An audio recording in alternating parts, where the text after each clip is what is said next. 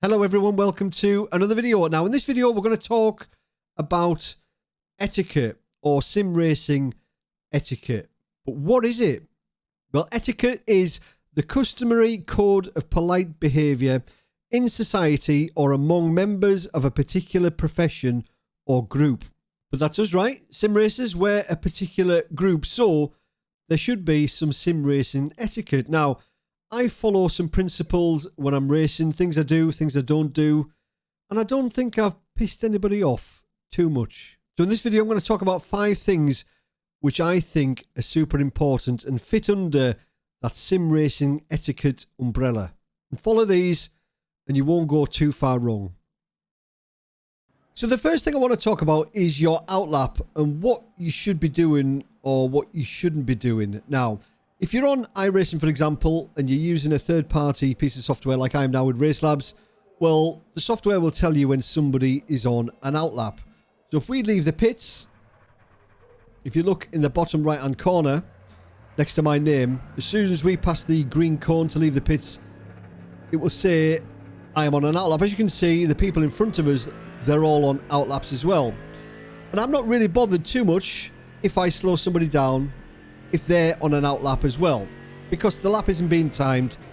It doesn't really matter. But what I don't want to do is get in the way of somebody who is on a flying lap. Now, I've said before, when you practice for a race, you need to practice what you are going to do in that race. But on the outlap, well, you're not going to gain anything from doing that. Your tyres are still cold. The only thing you're going to do is mess up somebody's lap. And I know it's not all about hot lapping, but if you're doing some serious practice, one turn leads to another, and if you're working off a delta, well, it's really important that you get a full lap in to see what's quicker and what's slower. So if you look at the relative now, you can see Jeremy's behind us, and he is on a flying lap. So we're just going to move off the racing line, slow down a bit, let him through. We don't want to influence his lap time whatsoever. The same with David. So we'll just slow down and let David catch up. Now, David's probably going to catch us on an awkward piece of track here. So we don't really want to do anything here. We'll try and stay out of the way as best we can here. So he's a second behind. So what we're going to do, we're going to get around this turn. And then I'm going to stay off the racing line. And then slow down, let him by, and then we can move in. It's that simple. So what do you do if somebody's on a simulator that doesn't have some software that tells you that somebody's on an outlap or a flying lap? Well, you've just got to assume that everybody is on a flying lap. If you're on an outlap, do the right thing, move out of the way, let them continue on their merry way and do whatever they need to do. Everybody practices differently. Not everybody will battle during practice or fight for a position or defend. I do. I like to. That's what I would be doing in the race, and that's how I like to practice. But on your outlap, nothing to gain by doing that. Just move out the way. Don't interrupt somebody's flying lap. So that is point 1. Outlaps. Do the right thing. Move out the way.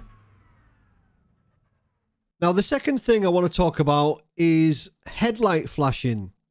It's annoying, right? When should you flash your headlights and when you shouldn't flash your headlights? Well, for me, flashing headlights are a no-no. I wouldn't flash my headlights. I've been known to flash my headlights when somebody's punted me or taking me off track. I'll flash my headlights in anger. But if I'm behind a driver, applying the pressure, trying to overtake them, well, there's no way I'm going to flash my headlights. I just think it's wrong. I know it happens in real life, but I don't agree with it. I don't like it. The only thing it does, in my opinion, is winds the driver up in front and you're less likely to get by, as you can see from my reaction in this video.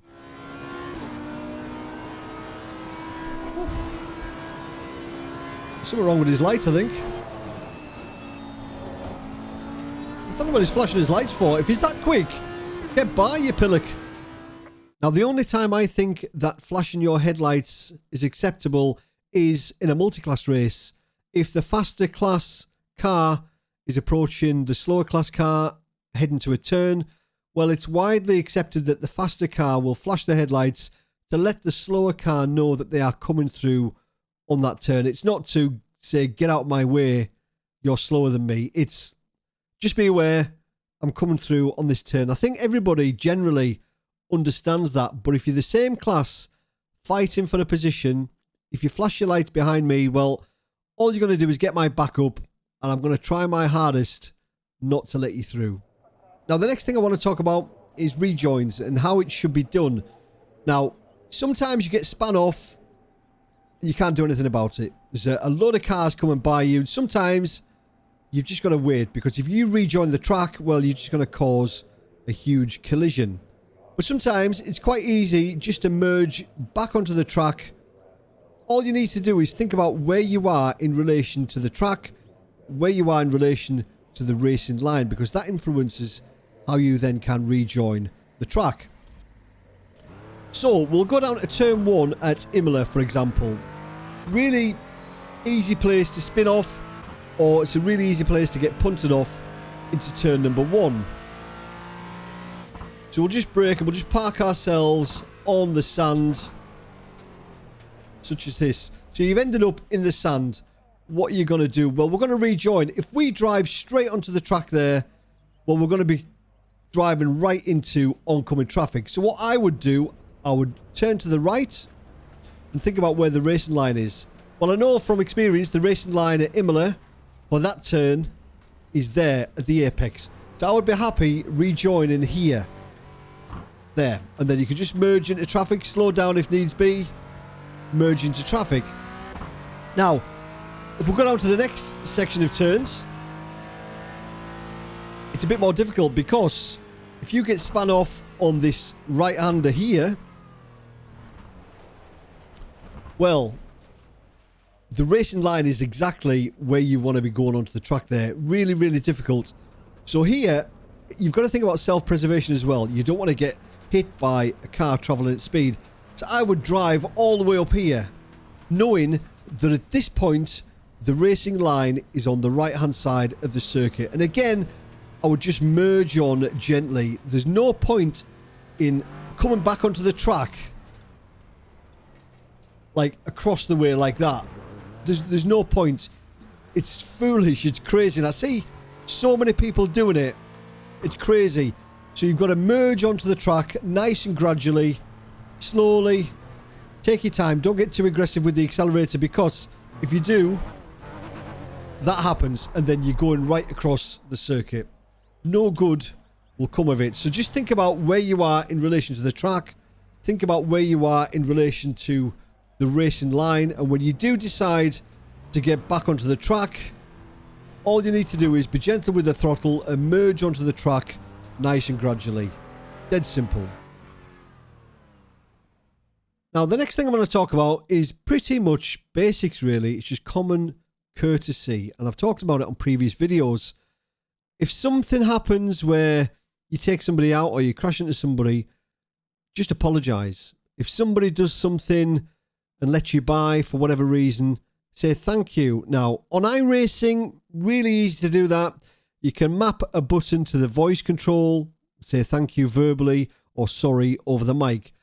If you don't have a mic, well, there's no excuse, because you can map buttons to say thank you and sorry. But in some simulators, you can't do that during the race. But you can set up buttons for your hazard lights, for example, in ACC. So if you make a mistake, crash into somebody, well, put your hazard lights on. Apologise. Dead simple. Car on the left. Clear on the left. Oh my. Or if somebody lets you by, when you overtake them, I like to just give the car a little bit of a wiggle, just to say thank you. Dead basic stuff, dead easy, but it makes a huge difference. So the last thing I'm going to talk about is what happens if you make a mistake which takes somebody out, causes them to go off track and spin. What do? Do you continue and take their position? Well, you could do, but I think that's pretty shoddy, and I've seen that happen many, many times. The best thing to do, or the most appropriate thing to do in my experience, or in my opinion, is, well, you've just got to wait. Give them that position back. If they were in front of you when you made the mistake, so if you tagged them from behind and they span, yes, you might lose a few positions doing it, but you'll feel a whole lot better.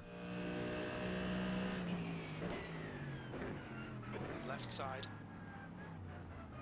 He's still there. Clear left.